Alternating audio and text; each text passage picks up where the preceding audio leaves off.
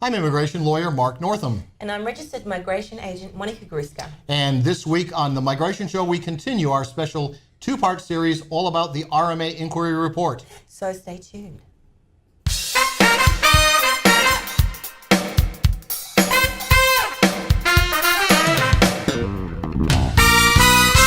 Welcome to The Migration Show with Mark Northam and Monica Gruszka, the show for Australian migration agents and immigration lawyers, where we talk about the latest Australian immigration law, policy and much more, including your questions.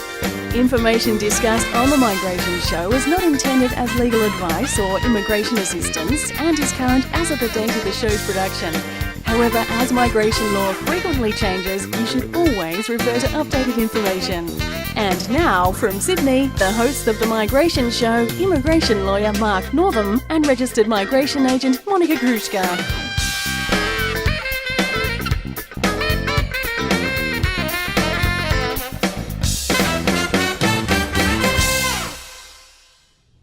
I'm Mark Northam, and with me is Monica Gruszka. Welcome to the show. Welcome to the show. And welcome all of you to the show. Here we are again for another Migration Show. Part 2. Part 2 of our special look at the report of the RMA inquiry by the government.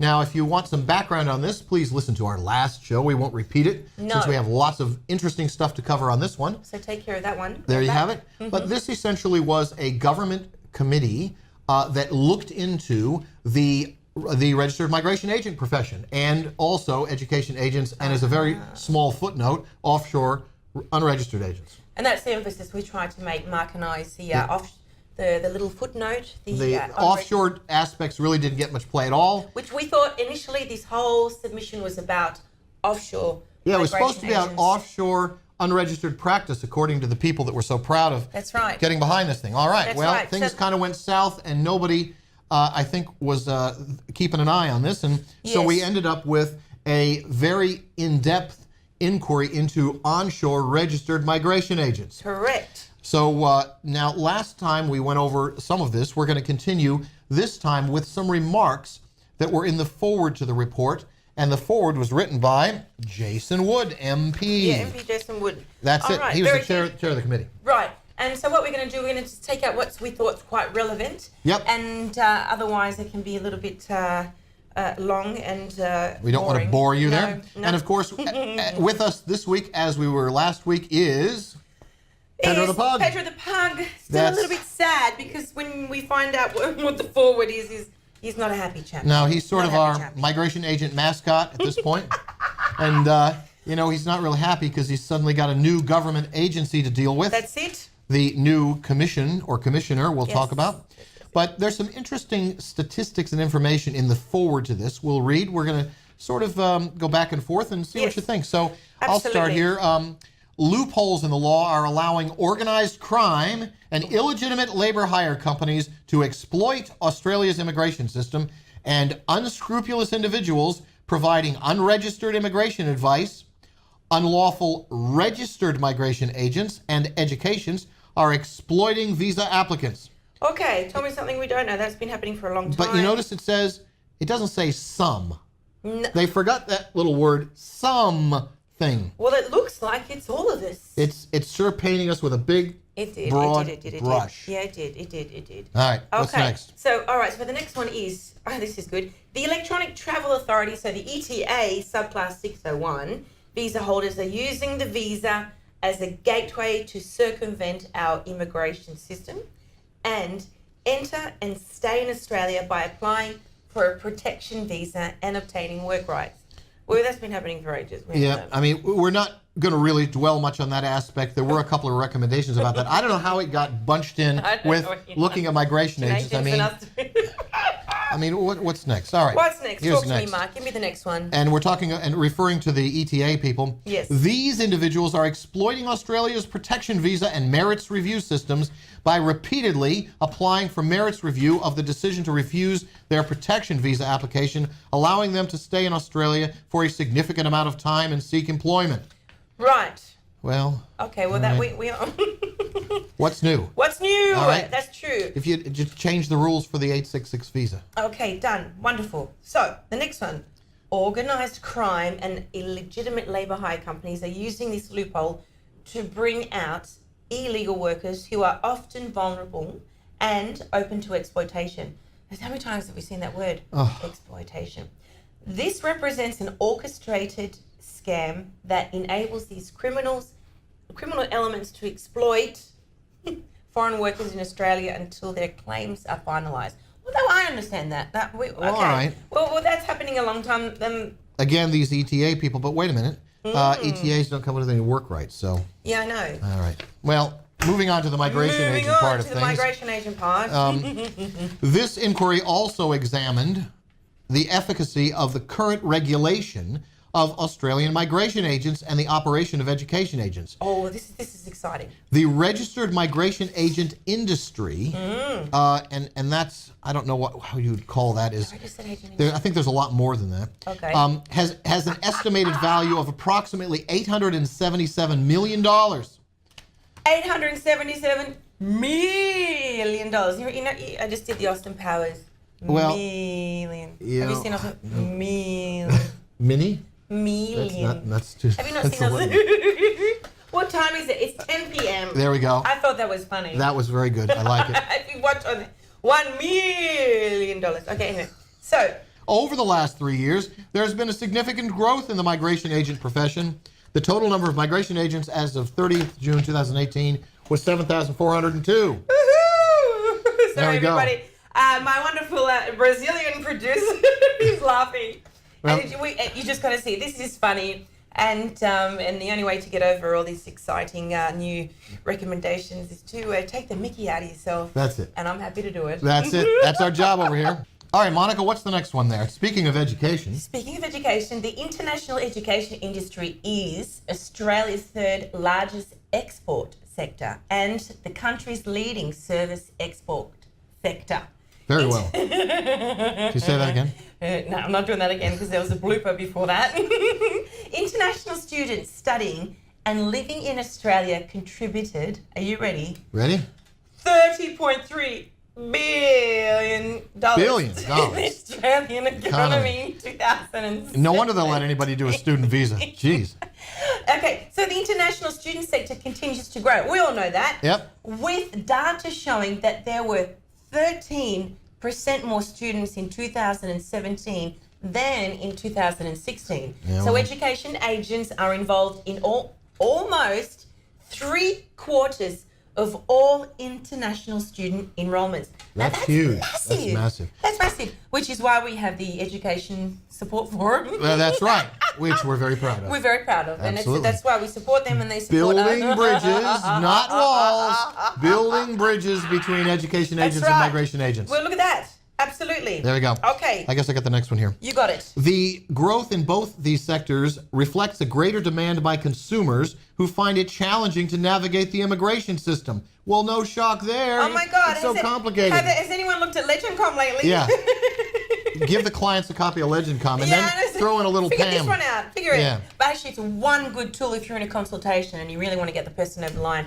It was because of you. I got this big screen now, a 27-inch monitor. So I have the clients in the boardroom, and we bring up the LegendCom and all the legislation, and you just go in, and they're like, There we go. You know your law. sold. Don't understand it. We need you. Anyway, so yes, it is complicated. It's very complicated. They are socially, legally, and financially vulnerable and are open to exploitation Yes. from the actions of unscrupulous, unlawful, and unethical registered migration agents, stop. education agents, and individuals Pedro providing the pug. He's sad. unregistered immigration advice. He's sad. No, that's sad. That's, He wants his unscrupulous, unlawful, and unethical. Thank you very much. Say that after a couple of wines. That's right. 3 times fast. You got the last one, then we'll do the rest. I got the last one. So, the last one is. Here we go. This is after they just finished calling us unscrupulous, unlawful, and unethical, they said The majority of registered migration agents and education agents are diligent, Ooh. knowledgeable, Ooh. hardworking, Yes. and competent. And? Provide outstanding service. Yes. Yay! Cookie Finally. to Pedro the Bug. Yeah. If we could make him smile, he would. Woo! Sorry. Oh, God. It's a long day. Anyway, but it's been good. Been a good week. Been a really good week. All right. Okay. Why don't we move on now Let's move to on. the recommendations. Now, we did recommendations 1, 2, and 3. 1, 2, and 3. That's right, last week, and we're gonna go through the rest now. You should read them in detail. We'll have a link to the report, of course. There we go.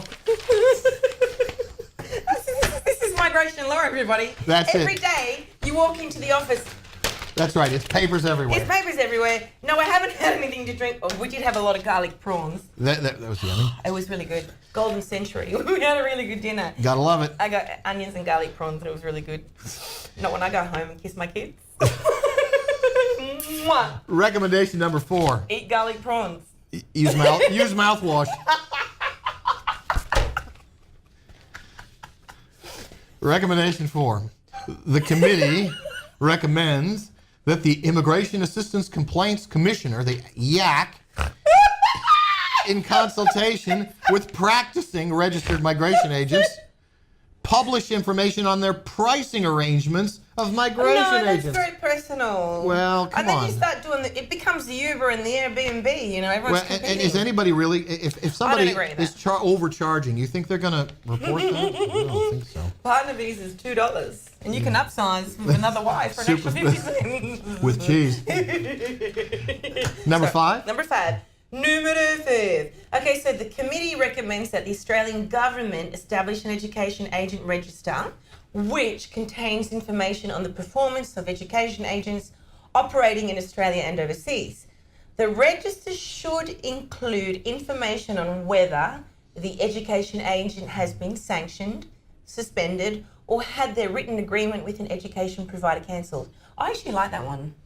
Well, it's, What do you think? I think they're trying to impose some sort of a regulation over education agents. It's a good start, I but think yeah, I mean, yeah, okay, all right. Well, but it's good. It's open for discussion. I mean, open for discussion. But the problem is the commercial arrangement here, because look, if some education agent is bringing in hundreds of thousands of dollars of Well, tuition, that's do you think right. they're going to get, what was it called here? Sanctioned suspending? No, I don't think so. No. Because they're commissioned, contracted salespeople. and they are contributing to the third biggest export of Well, that's Australia. right, those billions of dollars. So Why you don't know, we all work together and just all work together with the Well- migration agent, the education agents? Everyone helps everyone, lifts the level. That's right. Blah, blah, Recommendation blah, blah. 6. Okay, go for Another it. Mark. education agent one. The committee recommends amending the National Code of Practice for the provider of education and training to overseas students, 2018, to require registered training organizations verify Yep. that education agents meet the following requirements prior to entering into a written agreement with each education agent that formally Wow. represents their educational service. So here we go, the beginnings of a... This is big. This is big. It's not going to be an Omar, it's going to be an Oeju. Not a wedgie, but an Oeju. Oeju.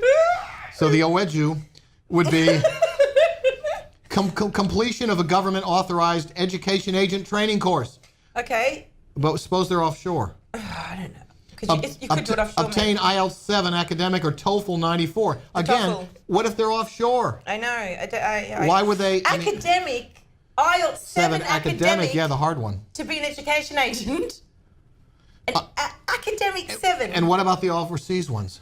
Oh my gosh. Undergo a national police check with AFP.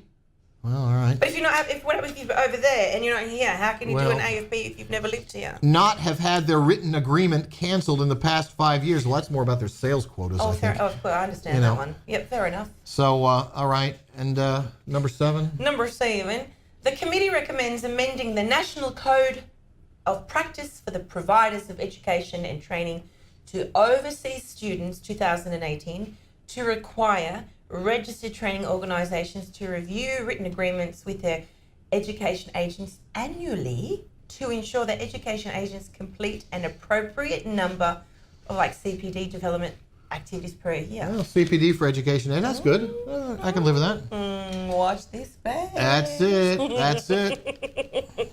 More Okay, CPD. More CPD. And finally, we have number 8. The committee recommends that the Australian government introduce a sanction structure using a demerit point system for any education agent found to have breached the Education Services for Overseas Students Act 2000, ESOS, National Code of Practice for the Providers of Education and Training to Overseas Student 2018, or the Migration Act 1958. Okay. Demerit points. Demerit points. Like when you're like with a driving license. Yeah, you lose enough points and you're out of business. Well, that's tough. That's very tough. Are they going to use that for migration agents, you think? Can you imagine? Could you imagine? Every time you get a refusal, half a point or something? Oh, did we just air that? We shouldn't have aired that. Don't get any ideas, please. Omara, our good friends. Well, please. I didn't say that. I do. There's a lovely lady, I think it's Sue Carter. I love her. She's fantastic. Omara's fantastic. I do. Yep. It make my life easy. But no demerit points for Australia. Come on. Well, please. There you have it. It's the report. Do we really need or want all these additional layers of regulation? Do we need that? That's intense. It's a lot. It is. And the question would be, what else could we be doing? Well, and how much more are we going to have to do to satisfy the Yak Commission? The yakety yak, don't talk back. You merit point for that. I just lost my migration license. There we go. Yes. Well, okay. Well, that's why I'm studying law. And, okay, go on. Well, I think that's it. We are interested in what you think of the migration industry report. Yes. Please send us an email. Let us know. Everything's in the show notes. Absolutely. And look, it's an interesting time for the business. We are awaiting to see whether deregulation is going to hit this year or not. Well, we've got the federal elections coming up. That's coming up. That's going to be a big deal. Because it was meant to happen last year, but there was a big leadership spill, as we know. That's right. And it never occurred. And I have a feeling the same thing is going to repeat this year. Very interesting. Yeah. Well, there you have it. Another week with the Migration Show. We hope you've enjoyed our somewhat irreverent look at the report. And also Pedro the Pug. Yep, he's there. He's there. He's maybe a bit happier next time. And speaking of Pedro the Pug behind us, yes.